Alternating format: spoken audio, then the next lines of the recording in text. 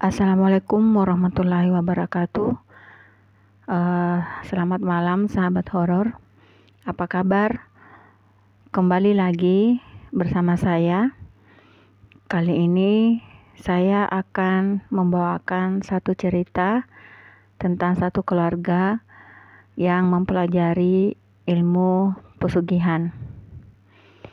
Namun, kembali saya mengingatkan kepada sahabat horor, sebelum saya melanjutkan cerita saya, jangan lupa untuk like, komen, dan subscribe channel ini agar sahabat horor tidak pernah ketinggalan dengan cerita-cerita yang ada di sini.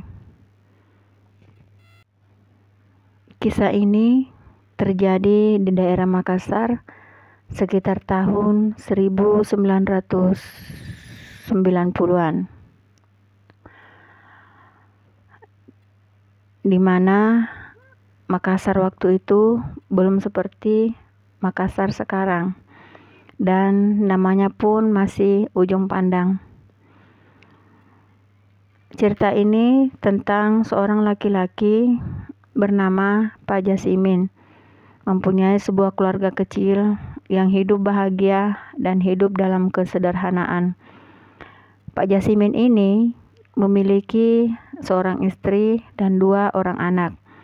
Mereka dikenal sebagai keluarga yang santun, ramah tamah, dan suka menolong. Keseharian Pak Jasimin ini adalah seorang pedagang keliling. Dengan sebuah mobil pick-up-nya, beliau sangat ulet dalam mencari nafkah. Dari satu pasar ke pasar yang lain, dan dari satu kampung masuk ke kampung yang lain, sehingga Pak Jasimin jarang pulang ke rumahnya.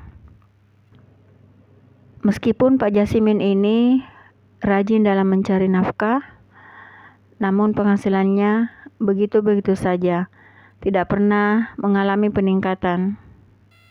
Sampai-sampai terkadang Pak Jasimin berputus asa karena penghasilan yang didapatkan tidak bisa memenuhi kebutuhannya sehari-hari.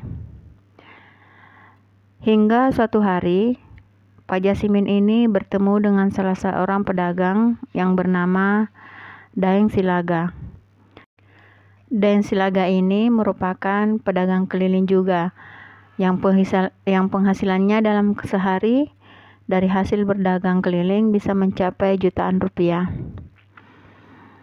Melihat keadaan itu, Pak Jasimin merasa heran karena belum juga biasa Daeng Silaga ini memarkirkan kendaraan pick-up-nya, orang-orang sudah berdatangan ke mobilnya untuk membeli barang dagangannya. Padahal barang yang dijual oleh Daeng Silaga sama persis dengan jualan Pak Jasimin. Sama-sama pakaian jadi dan modelnya pun sama. Dan hampir tidak pernah ada model terbaru yang dijual oleh Daeng Silaga. Hari itu, begitu pembeli Daeng Silaga sepi, Pak Jasimin pun kemudian menghampiri Daeng Silaga yang nampaknya sudah bersiap-siap untuk pulang, karena Daeng Silaga sudah terlihat menyusung barang dagangannya yang tersisa. Pak Jasimin pun bertanya, "Daeng, pakai ilmu apa Ki? Sampai begitu datang Ki langsung diserbu oleh pembeli?" Mendengar pertanyaan Pak Jasimin itu, Daeng Silaga kemudian tersenyum sambil tetap menyusung barang dagangannya untuk dibawa kembali ke mobil pick-up-nya. Lalu kemudian Daeng Silaga berkata kepada Pak Jasimin, "Berdagang itu bukan hanya sekedar bermodalkan uang dan tekad, tapi juga ada hal lain yang harus dikerjakan." Mendengar itu, Pak Jasimin yang penasaran lalu bertanya, "Hal lain apa itu, Daeng?" Kemudian Daeng Silaga balik bertanya kembali kepada Pak Jasimin, Kau mau berguru dan memiliki apa yang kumiliki demi mendapatkan pembeli yang banyak?" Pak Jasimin tanpa berpikir panjang pun lalu berkata, "Iya Daeng, saya mau, dan saya ingin sekali berguru." Maka saat itu Daeng Silaga berkata kepada Pak Jasimin bahwa kita akan ke sana, ke tempatku berguru. Tepat di malam Jumat, mereka pun pergi berguru di sebuah kampung yang arah menuju Pangkep Sopeng. Sesampai di tempat yang mereka tuju, Pak Jasimin pun bertemu seorang laki-laki yang umurnya kira-kira sekitar 60 tahun lebih. Beliaulah yang disebut oleh Daeng Silaga guru. Pak Jasimin pun menyampaikan niatnya dan menceritakan perjalanannya selama berdagang yang selalu mengalami kerugian. Sang guru pun bertanya, "Jika suatu saat nanti penglarismu mengambil sesuatu darimu, apa kamu siap memberikan?" Pak Jasimin lalu menjawab, "Iya, saya siap." Maka Pak Jasimin pun diberi ilmu penglaris oleh sang guru. Sejak kedatangan Pak Jasimin di tempat sang guru, kehidupannya benar-benar berubah. Dagangannya laris manis, bisnisnya dalam berdagang sangat lancar. Dalam sebulan, Pak Jasimin bisa mendapatkan puluhan juta rupiah. Dagangannya pun tidak pernah sepi oleh pembeli. Dan bahkan Pak Jasimin sudah bisa mengganti mobil pickupnya yang sudah tua menjadi mobil baru.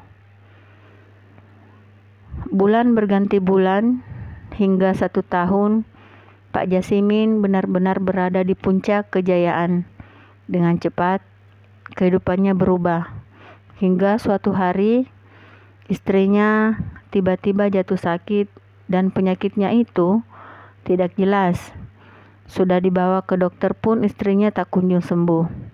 Bahkan Pak Jasimin pernah membawa istrinya untuk memeriksakan diri ke rumah sakit. Namun pihak dokter di rumah sakit menyatakan bahwa istri Pak Jasimin tidak mengidap penyakit apapun.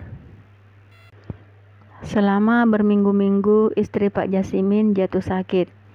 Sampai 1 bulan kemudian istrinya pun meninggal. Sepeninggal istrinya, Pak Jasimin sangat kehilangan dan sangat terpukul. Pak Jasimin tidak pernah menyangka jika istrinya akan secepat itu pergi meninggalkan dirinya bersama kedua orang anaknya. 1 bulan kemudian, barulah Pak Jasimin bisa memulihkan perasaannya dan bisa berdagang kembali. Berselang 6 bulan sejak kematian istrinya, anak sulungnya pun tiba-tiba jatuh sakit, mengigau tidak jelas. Sama seperti almarhumah istrinya, anak sulungnya pun dibawa berobat ke dokter.